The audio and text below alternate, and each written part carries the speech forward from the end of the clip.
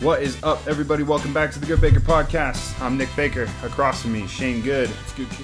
And we are here to talk to you about some video games. First things first, what have we been playing this week? What's up? So, I borderline uninstalled League Legends this week. I finally got the rank that I wanted. Super happy about it. Played a ton. Then I just hit this spot where the game is super depressing because you go back to ranked and you start out super low in the elo and then climbing back through and just it's just so depressing because you can only carry so much. No matter how good you are, not every game's a win. Yeah, and I feel the same way about playing Battlefield sometimes. It's just man. Yeah. I feel like I'm doing a lot of work and I'm constantly top 1 or 2 in some of these smaller game modes, and your back gets tired. Dude, it does. It really does. So after, it's funny. I did pretty well. I was 6 wins, 1 loss, lost once, and was just damn, why am I wasting so much time? So, I went to my Steam library. All right. Scrolled through my, 200 games, 6 of which I've played complete. GTA being one of them. All right. Did you beat the campaign of that game? I never did. Really? Yeah. I got I want to say it probably wasn't even very far. It was to the point where just after the point where you're on the highway with the big ass boat and you have that gunfight and you have to crawl through the boat and onto the back of the truck. I think it says struggling to remember the main characters' names, but there's Trevor, there's Franklin, and the other guy, Mike, maybe? No, it wasn't Mike. I thought it starts with a T. I thought it was 2 Ds. Damn. Anyway, you play as that guy, and yeah, that mission was the last one I did in the campaign. I didn't get far. I beat the campaign. It was interesting. That's beside the point. Right. So I was looking through my Steam playlist, and I was looking at games. So I've purchased a few games over the years that are I'm gonna buy this now because it's really on sale, even though I know that I'm playing another game. Right. I'm gonna come back to this because I really want to play this game. Yeah. As one does. Right. So I picked up a game called Avery. I believe I'm saying it correctly. I can't read. It is what it is. Yeah. We'll get there in the end. Somebody somewhere will be like, oh, that game. Yeah, it's so essentially it's a spaceship. It's kind of like a Minecraft spaceship type game, except it's more focused around battling and fighting aliens, and then getting these upgrade chips to your ships, and then getting to the center of the universe. So you start on the outside of the universe. And as you slowly get closer, you get different types of materials. And so the material types are base types as well. So a material is a base for weapons, gear, upgrades, different shit like that. Right. So as you get closer, everything obviously gets harder, and it's not really story driven at all as much as just make your own story, which leads to the fun part of you can have a ship that is as big as you want to create it. So it's completely open, you just build your own ship in the game, and it's pretty limitless, and it's a lot of fun. Definitely I'm a big fan of sandbox RPG kind of elements, and this also has a sandbox. You can trade. It has a really great AI system, so you can create fleets and then just tell them to go do shit, mine ore or kill enemies, or you can declare war on a faction and then just tell a fleet to go kill everybody. It's pretty fun. It's very entertaining. Right, so it's almost delegating, not just military, but just a space empire. Yeah, kind of. Trying to build something like that. That's pretty cool. Sounds cool. Yeah. It's a lot of fun. Put 40 hours into it this week. Entertaining, at the very least. What have you been playing? So I've been playing a few things. I started off this week with Kakarot. I've been getting through that. I got to the Cell Saga now. Mm-hmm. The game is great for what it is. Like I said before, it's really surface level, kind of button mashy fight combos. You know, and there's not really a super deep combat system there, but everything's flashy. Mm-hmm. Everything sounds like the show, and Dragon Ball Z is such a great anime for like even a mediocre game, just because innately it's over the top and fun to watch. Even when those cutscenes kick in and you know the fight wasn't the greatest, or it was kind of cheap, and one of the moves that they were using was doing something completely ridiculous. You get to that cutscene and you see Goku turn Super Saiyan for the first time, and it's all worth it. It's some of those cutscenes they've done really, really well, and they brought back a lot of the nostalgia of feeling those moments for the first time. But they're kind of abridged, so everything's really shortened, and I think that helps Dragon Ball Z in a lot of ways. I got a little bit deeper into that, feeling it out. Definitely Trunks so far is my favorite character to play as. Yeah, you pretty into Trunks? Yeah.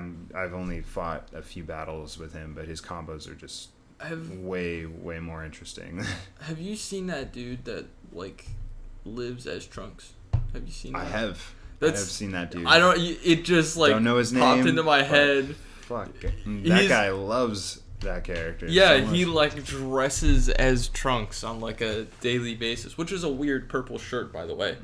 But I mean, he's pretty buff, and I think it fits him well. And honestly, if somebody makes fun of him, I think he's just gonna like Kamehameha me. My fucking word. Wow. All right. Kamehameha him across the street. Yeah. Burning attack, man. Attack. Trunks. But other than Kakarot, I've been dipping into the Kingdom Hearts DLC that came out this week. Nice. It didn't really, it hasn't yet satiated any kind of like ending that I've wanted. There's really no capping point like they had promised for this DLC, and considering it was $30, it's pretty expensive. It's $30 for the DLC. $30, yeah. You know what DLC is spelled with? D. No. EA. And to unlock the rest of the sentence, you can pay $5. Yeah. Well, so the combat in the game of Kingdom Hearts, I always thought was really fun. Like that was the best part of the whole game, like the story and all that stuff that kind of got muddled along the way. Just, you know, it kind of got in the way of what was the most fun part about it, and that was just slapping Heartless around with a Keyblade. Seems legit. So the DLC in that respect kind of adds more to that, because there's like some, like I was saying with Kakarot, there's some like abridged moments where you're going back through parts of the story that you've already treaded on, but from different perspectives. You're playing as different characters. Different combat abilities come with that too, so it's made it a little bit more interesting to go through those parts. That said, playing those parts again doesn't really necessitate paying a whole $30 for DLC. Again, that being said, there's more that I haven't unlocked to the DLC, just simply because it's behind such a difficulty wall that coming back to the game, you don't necessarily have those types of like high level tier skills like you would if you just finished playing the game. So all of the DLC content takes place after the events of the game. So you need to be really you need to beat the game. You have to have a complete saved file. Okay. So and generally that's not too difficult. The game's pretty easy even on like the normal or hard difficulties, you know, but what they're asking of you in fighting these bosses again is I think just of the upper echelon of Kingdom Hearts players. Like, this is like the nitty-gritty of fights. You get in, you're one-on-one with these really super powerful Keyblade wielders. They're slapping you around, and I'm just not up to snuff. So I Goofy's went back over there laughing in the corner. I went back, and I'm kind of grinding now to get some levels, see if I can unlock some story bits that are a bit more interesting. I haven't looked into any spoilers or whatever, which I know would be the easier and cheaper way to go about it. But I felt like with my nostalgia and everything, my whole hype train that led up to Kingdom Hearts 3, I felt like I owed it a little bit more. I owed it a little bit more of my time to like really dig back into it, and I'm having fun. A lot of the combat is, like I said, really, really fun, and collecting the lucky emblems, which are just like Mickey heads you have to take pictures of in the world, is interesting, just for the simple fact that you get to go and revisit these worlds again. You see everything all over again. You hear the music, and the music's one of the best parts too. Kingdom Hearts has always been known for that. Final Fantasy as well, but I'd give it a solid like D+ right now as far as DLC goes. I'm sorry, I thought you were just gonna be like, no, 1 out of 10. It's like a 2. Really great though. You should go pick it up. Like no, I just figured that's where you'd. If you're not like a super hardcore Kingdom Hearts fan, I think that was clear from the messaging. Of the DLC. If you are not like a hardcore Kingdom Hearts fan, this isn't gonna really satiate any kind of need for any kind of extra story bits, other than maybe what's really hidden behind a lot of that thick chain that they call horrible enemies. But I mean, I like that they're playing to the, like, their DLC is playing to the idea that they're, what's the word I'm looking for? They're looking to try and like feed their community that likes this particular game, and not just trying to grab new people to get more money out of it. Catering. There we go. Yeah. I mean, they are definitely. Respect that. They're catering to a certain type of audience of the Kingdom Hearts fandom, and I don't think that it was my part. Fair. I was more in the camp of like, I really like seeing these characters interact. It's a heartwarming story, but they really didn't push that forward, other than in a few ways. And I'll let whoever finds that DLC go through it. I don't want to ruin anything here, but that's fair.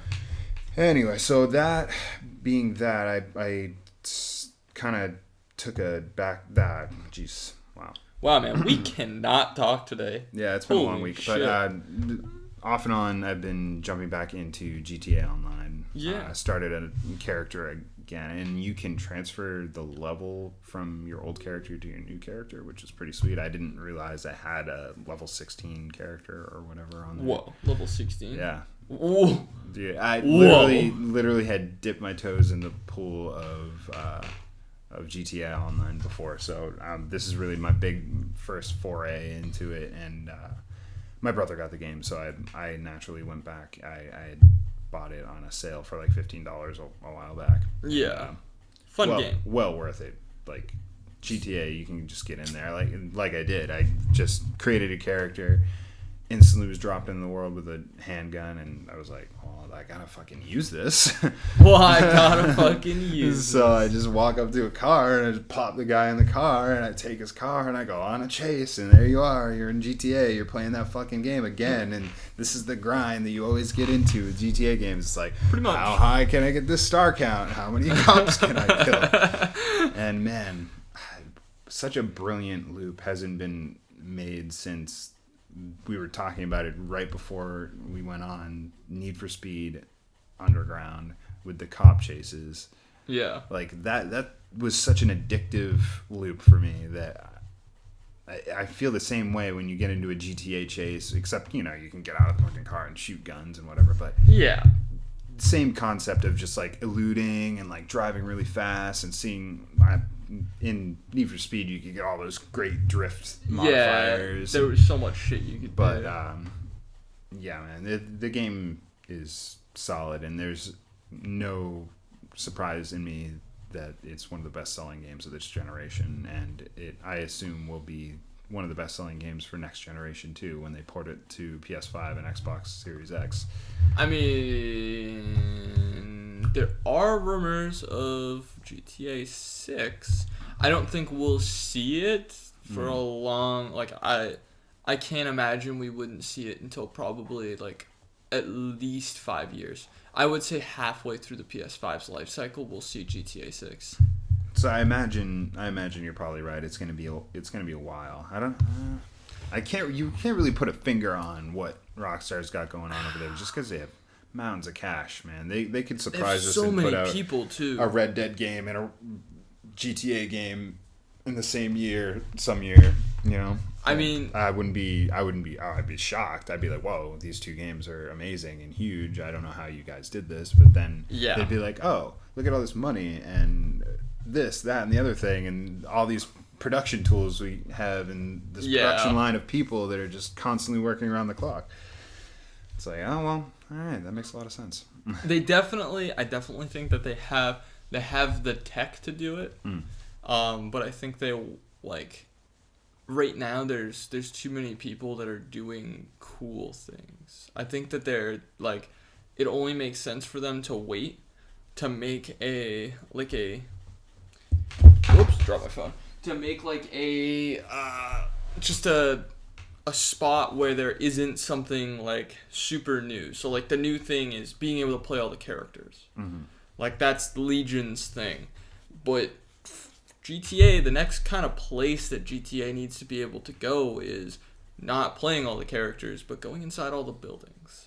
Being able to do like all those little like very small detailed things. They went in that direction with Red Dead, and granted, Red Dead is on like such a wider but like emptier scale than GTA. You know, it's so much bigger, but like there's a house here, a little cabin here, you know, and you can detail those out pretty well. But if you're asked to create an entire Los Santos with multiple level skyscrapers that can all be gone inside, and each has like a desk with a name tab with the guy's picture of his family there, and that's the type of shit Rockstar is gonna have to elevate themselves to with GTA 6, and man, it's gonna be a fucking experience, dude. It's gonna be crazy. I will say I'm excited, and this is kind of a piece that worries me.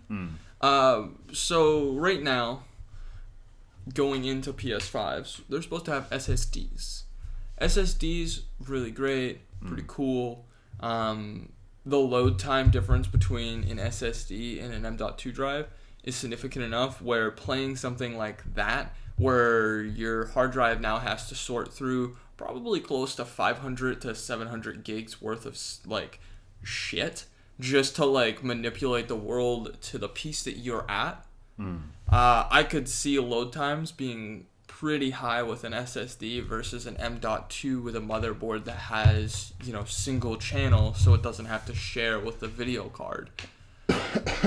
I could see load times being crazy, so I could also see them waiting until the PS5 gets to the point where they're releasing PS5s with M.2 drives, which I do think will happen. The kind of like the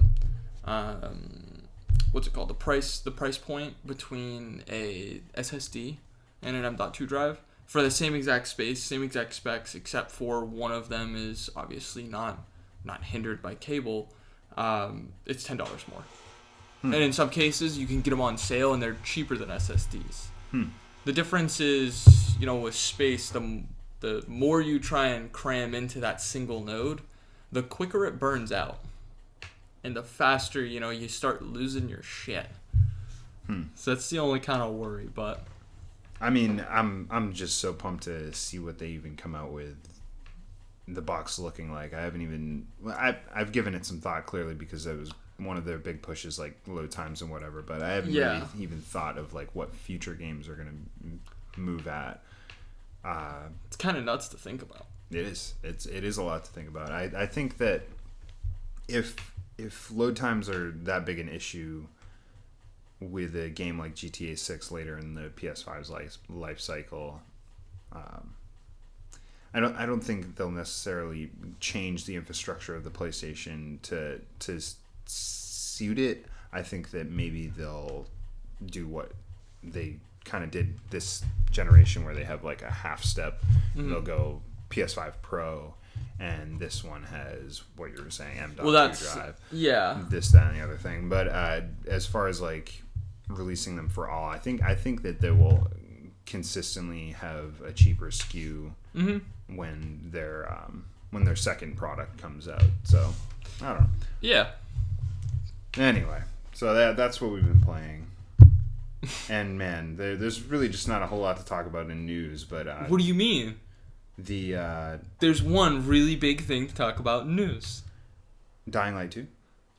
Yeah, that was it. All right. Well, so Dying Light 2 is delayed indefinitely. Indefinitely. No new date. Which what do you think? What do you think that means? I mean, I don't think that means that the project is canceled, but I do think that it's very likely that they are trying to stall for the next console, or that they just sold the rights to it and is now being taken over by, or not sold the rights, but transferred like branches of company, and now it's being taken over by a different branch, and it probably would be, that adds like a year onto the lifespan of how long it would take to create the game. Right. But also could shift a lot of different things. It's funny because I feel like literally like 3 months ago we were talking about like games we were looking forward to, and Dying Light was like on my checklist, and it was checked, and now it's on a list. It's still checked. It's just it's on a completely different list. It's on a list. So you nailed one of the things that I've definitely been hearing people say about Dying Light, in that they're probably holding out for the next gen. Yeah. And what confuses me about that is that there have been so many playable demos and like so much gameplay shown for this game, and it looks good. I don't think that it llooks any worse than any AAA first person game that's come out. But I don't quite know if they're gonna wait till next gen. What kind of improvements could we see this game having in such a short amount of time as like a year? I think that it's not improvements that we'll see, but it's probably a money step. Where I would imagine that they are gonna, like, if they were to wait, they will make more money by waiting, and they would probably have it on PS4 and PS5. Right. I assume it's gonna be cross-gen naturally.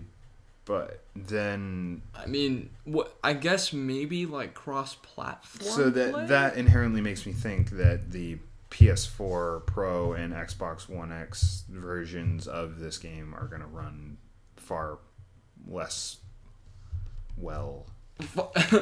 They're going to run like poop. Sorry, that was a slow burn there. But I think that they're going to run worse. I mean, just because. I mean, are you gonna set this up to run perfectly on the next gen, and have all those sliders all the way to maximum for that, and then have to really draw them back for whatever the current gen is doing, and that's what you're trying to do? Or were you already on maximum for the PS4 and Xbox One X, and you just want to push it that much further on the next gen, so you want to take this time? And like you said, money could be a determining factor. But maybe they made this decision too hastily when they saw how stacked the spring was. They had already had this decision in the pipeline, and it almost seems that way. As soon as everybody moved out, they might have regretted moving their date, because I remember Dying Light doing pretty well in a similar spot when it came out. It's like 2017, right? Or was it 2016? Oh, God, no. Was it earlier? Yeah, it was way earlier than that. It was like 2014, 2013. Holy shit, was it that old? Yeah, here, hold on. Let's give it a look.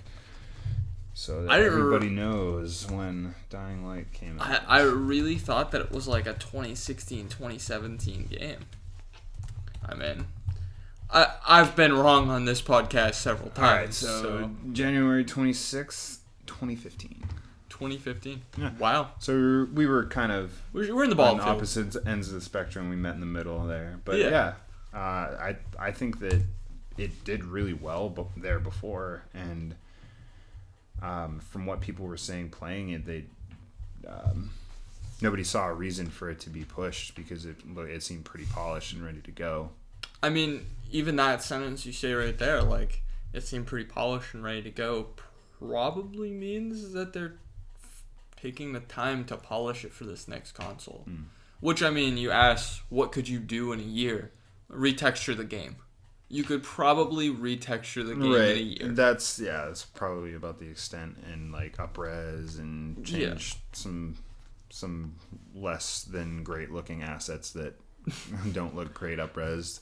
I mean, there's always a couple assets that once you put it into 4K look like, 1D. It's like, oh wow, there's a lot of pixels. Oh, like the Division 2. Yeah. That one bus that you go into. I think it's Washington D.C. anyway. Not the Jesus. I think it's the White House. The very first time you go into the White House, there's like this bus or something in front of it, and the PS4 and Xbox version of that game. That art that's on that front bus just never loaded ever. Yeah. Like, you would be in that game for hours and you'd come back to the White House and that shit would still be unloaded.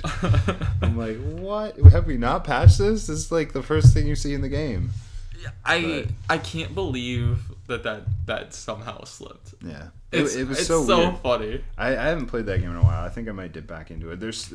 We somehow hit such a lull after this being such a hyped up spring. Yo, all the games are gone, and all we were left with is Kakarot, and it's all right, but man, well, it's not Cyberpunk, it's not Final Fantasy VII. At least Final Fantasy VII is around the corner. Yeah, and Last of Us 2 is coming out soon too, in May. Well, we'll see. God, don't do that to me. Yeah, unless you have anything else, I think that's pretty much it for us today. Man. That's rifting at its finest. Yeah, we did a good job. What, it was like 26 minutes. It says 25 over here on the timer. Yeah. It's a good time. Hell yeah. Time. How was your week? Rough. Yeah. Everybody decided they wanted to go on sale this week. So my back and shoulders are like... You got done early today, though. I went in early. Oh. I got up at 4. Life of a hard-working man. All right, everybody, remember, like, comment, subscribe, share the shit out of this because, man, I think we lost a subscriber. We did. I saw that. It's breaking my heart. But honestly, our content, could use a bump. We're working on it. Yeah, and we'll get better as time goes on, and we love you. So it's true. Keep listening. All 16 of you. Fuck that one guy. Yeah, fuck you, dude. It's probably my mom. Peace.